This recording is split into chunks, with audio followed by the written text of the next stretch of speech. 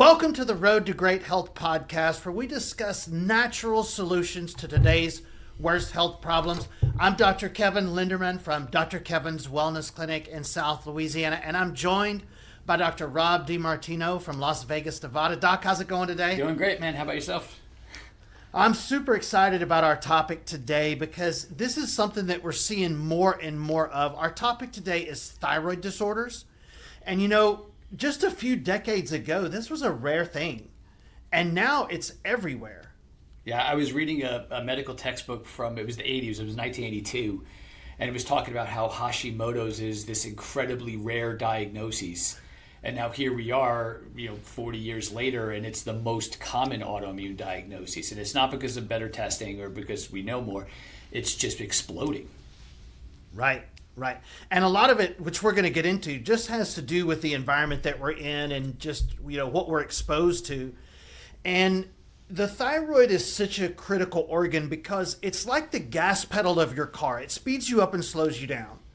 And we talk to so many people that, feel like they just don't have the metabolism or the gas pedal that they should have. And do you find that in your practice as well? Yeah, so the two most common things that you hear about are what? You hear that they're fatigued. And the telltale giveaway sign for thyroid with fatigue is no matter how much they sleep, they don't feel better. Right, Doc, I could sleep 6 hours, I could sleep 8 hours, I could sleep 10 hours, I could sleep 12 hours, I still feel bad. That's the giveaway that it's thyroid. So, they have the fatigue issue and the lack of being able to solve the fatigue issue with more sleep, and they have the weight. And really, when weight comes down to it, it's all about metabolism. But metabolism is not just how quickly you lose weight, it's how efficiently do you take raw materials and turn it into energy. If you do that efficiently, you blow off the rest as heat, you stay thin, you have a quote-unquote fast metabolism, and you have a lot of energy. So it really just puts them into a different type of metabolic syndrome. Yeah. And I don't know if you find this in your office, but the depth of treatment in the medical field that they are doing for thyroid is almost laughable. It's completely laughable. I had a patient come in the other day, and she's got every symptom of thyroid humanly possible. And she said, no, the doctor checked my thyroid. He said, it's completely amazing, and there's no sign of Hashimoto's, and everything is doing great. And I said, well, do you have the blood work? And she said, yeah, I brought it for you. And she shows it to me, and all she has is TSH. It's the only marker that she has on there. Now again, the way that they decided to treat, test, look at thyroid was created in 1961. It is still the exact same as it is today. It was exact the same way 25 years ago when we were in school. It's the exact same it is now. And we know a heck of a lot more. We have a heck of a lot more capabilities. Laughable is a nice term, put it that way. Right. It's just so lazy. Oh, low TSH, take Synthroid, bill it, code it, see you next time. And part of the problem, too, to be fair, is the second most common reason why a medical doctor will trigger a review by the board is giving thyroid medication when it's not indicated. So now the number one reason is cholesterol medications. Now, when they don't give cholesterol medications when it's indicated, that's a whole other podcast and soapbox we'll get onto at that point, I'm sure. But with thyroid medication is the insurance companies really drive a lot of this because look, we don't want you testing all these things because they're going to test TSH and they're going to look at T4 and that's what they're going to medicate off of. The rest of the numbers they don't really do. So the insurance companies are like, well, why are we going to look at all these markers if you're not going to do anything about it, right? That's the medicated marker. So if that marker's okay to like your thyroid's fine. And we get these poor people been like, it's not my thyroid, my doctor checked that, but they've been sick for like 3 years. They have every symptom of thyroid. And then when we look deeper, it's 100% their thyroid. And they've been on this wild goose chase for years because they measured TSH and they said, oh, it's not your thyroid. Right. And what Dr. Rob's talking about when he says they only tested TSH. So your thyroid works like an assembly line. There are several different steps to end up with usable thyroid hormone. And in our panel, the one that Dr. Rob designed, we check every step. So our thyroid panel is like 10, 12 different markers just to look at every step in this assembly line. When you're making a car, you have one person put the wheels on, one person put the doors, one person puts the windshield wipers on. So if every time a car comes off the assembly line, the doors are backwards, you know what step messed that up. Right. And you can go work on fixing that step. And that's very similar to how we work on thyroid is you got to look at the whole panel so you can see where it's breaking down so we know where to work on. It becomes really obvious. Like I sat with a patient not too long ago, and she's like, I have a thyroid problem. She was diagnosed with the thyroid problem. She's like, it's not Hashimoto's. She forcibly made them check that for her, right? So like when we find like people run more thyroid stuff where they come in with more thyroid labs, it's because the patient is educated enough to ask for those things. And when I looked at it and I looked at her pattern, I said, well, you don't have a thyroid problem. So you have a pituitary gland problem. Mm-hmm. And she said, well, what makes you say that? Just look at the numbers, right? Like this number is not going to this number. That's not a thyroid problem. That's the pituitary gland, which tells your thyroid to go. This is why no matter how much you do, if your thyroid doesn't know to go, if your manager doesn't tell you when to show up to work, it's not your fault that you don't know when to show up, right? It's the manager's fault. Yeah. Pituitary doesn't tell it to go. It's not going to go. Once we fix that, everything was good. Right. It becomes really obvious. It does. And so what Doc's talking about there is your pituitary is kind of like the manager of looking at how much thyroid comes in and then producing thyroid stimulating hormone if you need more. So if you don't have enough coming in and it's not telling it, it's not a pituitary problem. I'm sorry, it's not a thyroid problem. It's a pituitary problem, not recognizing that you need to speed up the game here. Yeah. And it becomes pretty obvious when you look at our blood panel. Yeah, it's really straightforward. Like I said, you're looking at these steps like you're good here, you're good here, you're good here. We lost you from here to here. Now we have to figure out why that happened and then come up with a solution for that. Because it's just something that no matter what medications they come out with, it's not something they're ever going to be able to do with the medications, because the medications for thyroid, really thyroid treatment is just another fancy term for hormone replacement. Right. And so I was actually this morning, I was talking to one of my female patients that had a thyroid problem, and she just so happened to have two of her sisters there and her daughter. And I was drawing out the thyroid and how it all worked, and they were just blown away because they all had thyroid problems. And I was drawing it out, and their jaws were open. Like, why didn't anybody ever tell us this? And again, it's not like privileged information. I mean, it's out there. It's just not the way we're taught. It's not the way we're taught to test.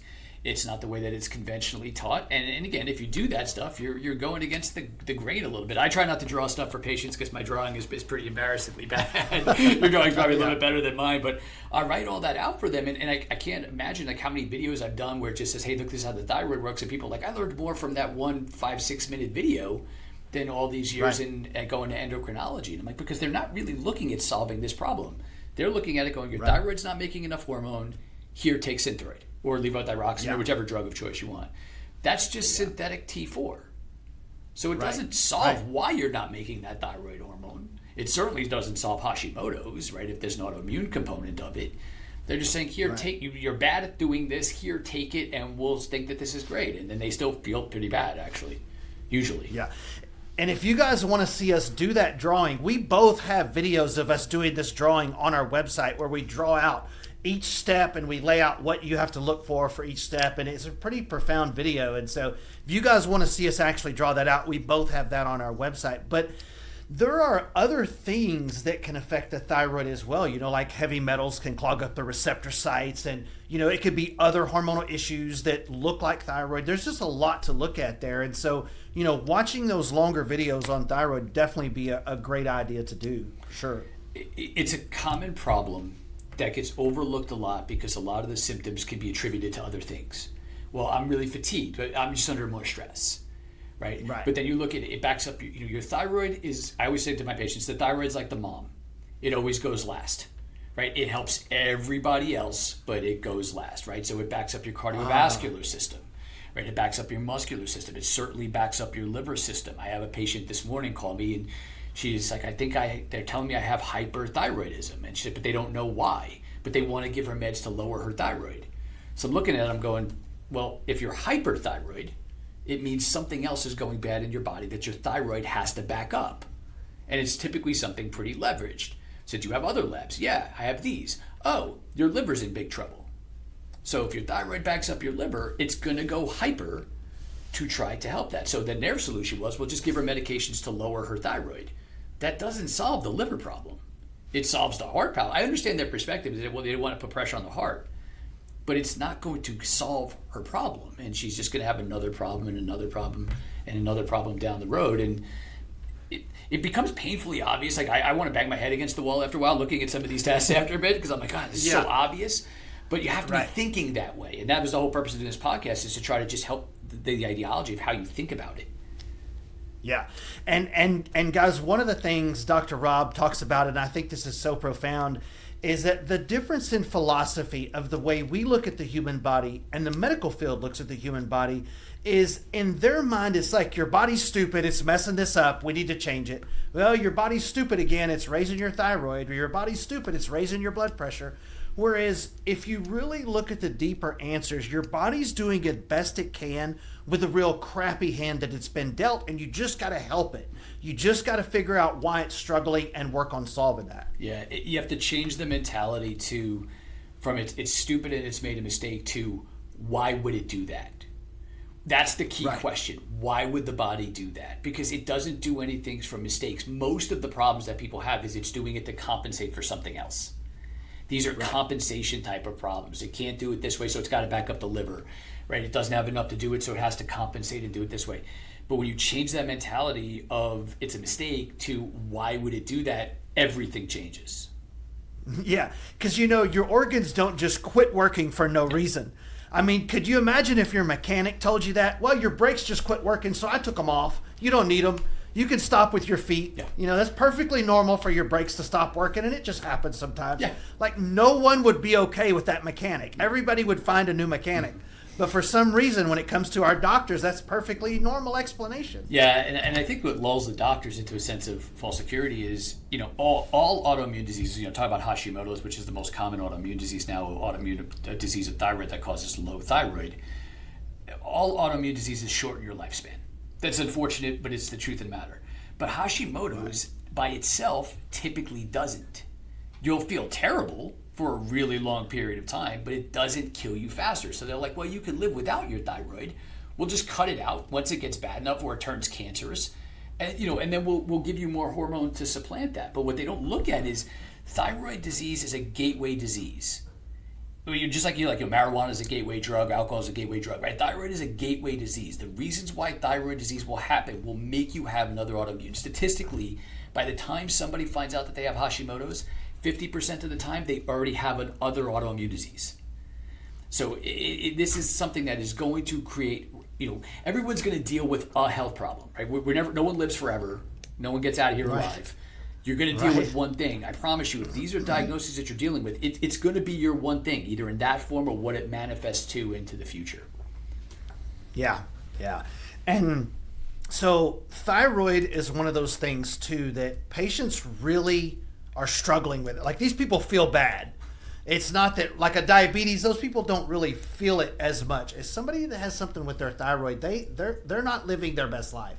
No, and I love old medical textbooks. I read them all the time because those guys and gals really knew how to think, right? Because now we get to a certain point that we stop. Oh, you have a thyroid problem, take the thyroid medication. There's no question as to why that thyroid problem was there, but because the medication now has entered here into the, medication has entered the chat, so that's where the thinking stops.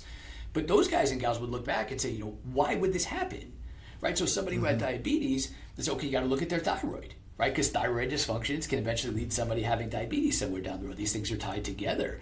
And, it frustrates me how much they discount the suffering that these people go through, just because they're like, well, again, it's not a life essential organ. We can cut it out and you can live without it. Yeah, but look, we all want to be around as long as we can, but we want it to be good time.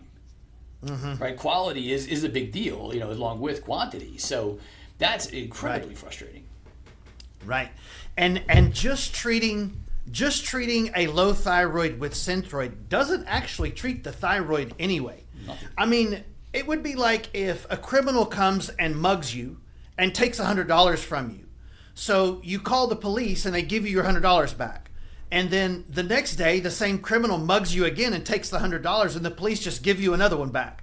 Eventually, you're going to be, could we arrest this criminal? Like, could we stop this process somewhere? And so instead of just supporting an unhealthy thyroid with Synthroid, we want to see what the thyroid is actually doing, do that assembly line panel of tests so we can see where we can affect it the best. Right, because the analogy is actually really, really good. Because I don't want to get beat up every day. I would rather just solve this problem at this core. But there is no medication that's going to make your thyroid function normally, which is why, we talk about the idea that it's just hormone replacement. Most people understand hormone replacement. I'm low on a gender hormone, estrogen, progesterone, testosterone. They take that hormone to try to offset that. It's doing the same thing with thyroid. It's not true. When people come and say, I have Hashimoto's. All right, what are they doing about it? Well, I'm taking Synthroid. Okay, so they're replacing the hormone that you're not able to make or use. What are they doing about the fact that you have Hashimoto's? And then they kind of look at me. You get the head tilt. And it's a purposeful question, right? It's a purposeful question to kind of point that out. But we get lulled into that sense of security. And we talked about this before, even before the show. We were talking about Synthroid, didn't come on the market till 1949. It was discovered. 1955, it comes on the market. And they've been using it for a really, really long time. And Synthroid didn't get FDA approval till 2002. So they used Synthroid for almost 50 years without FDA approval. Nobody knows that, but it's not a great drug. And it's been around for a long time, and it causes a lot of problems. And if you use thyroid medications for long enough, you will create a secondary thyroid problem called subclinical hypothyroidism, which literally means below what deeper than what your clinician would look at. It literally means your doctor stinks and he didn't look deep enough, which I take personal offense to because I look for subclinical hypothyroidism all the time. But medications will cause that thyroid problem. So even though when you have the patients, I felt better on it for a while, now I'm not feeling so great on it, it's because now you've shifted and we have a secondary problem. Yeah. And the other thing too is if your thyroid is not working and all you do is add thyroid hormone, eventually the thyroid will get lazier and stop working more. So that's why you have to keep increasing your dose, right? Yeah, if you don't use it, you lose it type of thing, right? Anything that the body makes in general, you don't want to take because it throws off the feedback loops, right? So it says, I don't know where this came from, but apparently we're making enough, so it slows down the production just to try to create some semblance of balance. The body has no concept that we can mess with it from the outside like that. It just doesn't know that we can do that. And it's a wild perspective. But yeah, if your body's making something, you don't want to take it. You will create another problem at some point. There's times and places for that sort of stuff. Even I break those rules from time to time in emergent situations. But long-term strategy, that's a bad strategy. Yeah, yeah. And the other thing that I see that really frustrates me is a patient's been on Synthroid for 10 years or 15 years, and no one ever really looked at why their thyroid failed. But when we look, we find out this whole time they were autoimmune. So they had a runaway autoimmune disease that no one caught simply because they didn't look deep enough into it. And then we find they have one or two other autoimmune diseases that probably could have been headed off if we would have known that way back when they first had it looked at. Sure. Yeah, we get a lot of patients who come in and say, well, I have MS. And when we go through all their health histories, well, I have Hashimoto's, but that has nothing to do with it.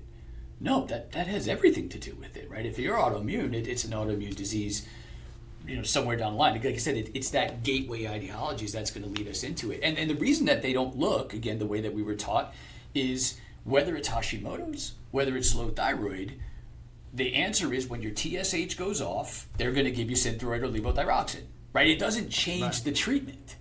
So if it doesn't change the treatment, they're not going to run all of those things because eventually you're going to look at it and say, well, that's just what it is. And I remember even when I went to my first thyroid seminar, I was fresh out of school, and I was like, I'm going to go take a course on thyroid, and I went there. And the guy told us, and he wrote a book about thyroid and everything. I said, if they have Hashimoto's, once there's antibodies, they're going to be there forever, never tested again. You can manage their symptoms and you can manage their thyroid, but you can't, that doesn't go away. And I just didn't buy that. It didn't make sense to me at the time. I'm like, how could people get cured from massive diseases, but Hashimoto's is unfixable? Like your body can't, you can get over cancer, but you can't get over Hashimoto's.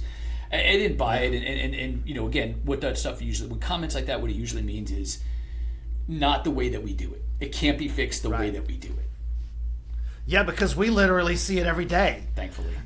In our practices, thankfully. Yes, absolutely. And Doc, back to what you were saying earlier about how the old doctors used to think and reason a little bit more. I think one of the big reasons why we don't see that much now is also managed care. They've got 5 minutes. They've got to be in the room, diagnose it, prescribe it, code it, bill it, and go on to the next patient. And that's kind of the only way to make a practice work now because their fees are cut because they're relying on the insurance billing model. Yeah. I mean, the amount of time that we'll take behind the scenes to pull apart a patient's case who has something complicated like an autoimmune disease to figure out why it happened, what's going on, how do you fix it, all those different types of things. I mean, that takes an inordinately large amount of time. Like, when we sit down, we have I have a ton of questions, right? We're going to ask about this, we're going to ask about that. Yeah. It takes time to go through all those things. It takes time to pull all of this apart. I couldn't do it in 5 minutes as I'm like writing a prescription pad and running out of the room. It takes digging, but the answers are in there. Right? Again, my big frustration is we act like this is unknown. When we say, I don't know what causes this problem, scientifically to say that now, as we sit here at the end of 2025, which I can't believe it's the end of 2025, but to sit here at the end of 2025 is a ridiculous statement to say. Now, we could say a real statement is, we don't know what causes it because it doesn't fit in the paradigm that the medical system exists. That's fair. But to say that we don't scientifically have this understanding, it's an unreasonable statement to make at this point. Yeah. It's really funny what you said about the time that we spend. Yesterday, I was in the room with a patient. It was a thyroid patient. I was doing her initial consultation. And after about 20 minutes, I noticed she kept like glancing at the door. And finally I said, are you expecting? Because it was distracting. I said, are you expecting someone? She goes, no, I just can't figure out why you haven't left yet. She's waiting for the staff to come in and save you. Yeah. And I said, no, I am not. I'm in here till we figure this out. I don't work for Blue Cross. I work for you. Right. We're going to get this figured out. And like you just saw her whole like shoulders drop and she was so relieved that like, yeah, this guy's going to stay here till we get this figured out. And patients aren't used to that. Yeah. Look, complicated problems usually, unfortunately, have complicated solutions. I wish it was easy. I wish I had one magic thing or one magic wand that I could wave around or one magic supplement or something that somebody could take and would solve the problem. But that's just not reality, right? Every once in a while you have a syndrome like that and they hit a home run. But the majority of these autoimmune cases aren't going to work like that. And it takes time and it takes effort and knowledge and expertise and experience to be able to do all that sorts of stuff. But it is funny that you get people like, this is pretty heavy duty, doc. And I'm like, well, yeah, like there's not one arch villain that's causing it all. We got to figure out all these different things and then come up with a game plan. I was like, if you saw how much time I spend outside of here without you in here trying to figure this out, I was like, it's a lot. So, but it's worth it because that's where the good stuff comes from. Right. Because it's not uncommon at all for our patients to bring us a 3-ring binder full of medical records to look through. I mean, that happens to us all the time. I love the binders. Love the organization. My favorite thing. And I'm like, don't worry about it. Like, bring everything in. Don't worry if it's... Because they're so polite, too. They're like, I don't know if this is helpful. Doesn't matter. Let me go through it. I'd rather more than less. We can find stuff that's in there that's maybe a clue and we can start knowing where... it can kind of expedite the process a little bit. But they've tried everything. They go everywhere. They try everything. And the saddest part is it's not doing more of the same thing over and over and over again. It's, you got to change the ideology, right? Spending more money to do the same thing over and over and over again, with research and all the things that it's not going to change it. We've spent enough now. It's not the answer. We know that. You got to look a different way. And that sometimes is tough to get systems like that to change. They don't change from the inside very quickly. Right. And they're very particular about their 3-ring binder full of medical records too. I'm like, can I keep that overnight? They kind of go, I don't know. I'll guard it with my life. I promise I've never lost one. Yeah. And then, but you can, the thing that we see on this is a patient comes in and goes, oh, I've had tons of blood work. Well, you've had one page of blood work over and over and over, but it's the same page. They just keep doing the same tests over and over and over, expecting it to look different. Our blood work's like 12 pages, but it's all different data. It's all different information. And that way we can see the deeper answers. Doing one set of blood work over and over is not tons of blood work. No. It's redoing the same test. Yeah, waiting for something to catastrophically fail. But even that said, like usually when people bring me that one page of blood work, they're looking at it very coldly, like, oh, this is high or this is low. I'm looking at where it's high and where it's low, what these two numbers mean to each other. You do the same thing. When we're digging that all out, I mean, I can usually spot 2 or 3 problems off of that one page of blood work. Now, there might be in a range. I'm like, but if that's here, if this is on the bottom of that range and this is on the top of that range, we have a problem there. Yeah. Right. Yeah. I'm like, so, but the nuances, they're like bankers. They just look at the highs and lows, and that's kind of all they care about. There's no nuance of reading this. They're not figuring it out. There's no critical thinking anymore. Right. And one of the problems, even on the blood work that they do for thyroid, is their ranges are ridiculously big. I mean, I think their TSH now is 0.3 to 5 or something like that is normal. It's almost up to 5 now. They've been fighting about this for as long as I can remember, that there's no way that range. So if somebody's up at the high end of that TSH level, they have a functional thyroid problem. They're still in range, but that thyroid is not going to be, kicking butt and taking names over here. Yeah, and the way I explain that to a patient is their normal is 3 to 5, but you can feel bad at 4.5 or 4. Oh, you will, even though you're in their normal range, right? It still doesn't mean you're optimal. So the ranges that Doc and I use on our blood work is what we call optimal ranges. Like, what do you need to be a healthy person, instead of just what do you need to be alive? Right. So that we can see what the optimal ranges should be on all these numbers. Because there are people who are functionally unwell, right? Like you see that on their testing, and but again, it's not taught to be looked at that way. It's a lot of ratios. It's a lot of mathematics, which I didn't get into a doctor to be mathematics, but there's a lot of mathematics in looking at ratios and things like that. But the good stuff lies in all that details. Right. And so people out there that are struggling with low energy, brittle nails, hair falling out, weight gain, all of these type of symptoms could be subclinical thyroid problems. It's just no one has taken the time and data and energy to sit down and figure out what all these numbers mean for you. And that's what Dr. Rob has taught me over the last 12 years of studying with him to do, is to how do we break all of this down and find out what's actually wrong with you. Not if you fill into this little box, but how do we actually solve your health problems? And it's so important because, again, the detail is what matters. Knowing exactly what step is the problem. And if it's Hashimoto's, it's very different than hypothyroidism. It's the same outcome, but different reasons why it happens. And when you're trying to get to the cause to actually fix what that is, that matters, right? Because these are two completely different causes. And it's not that Hashimoto's, can't be solved or it doesn't go away. Now, again, is there a medication to do that? No.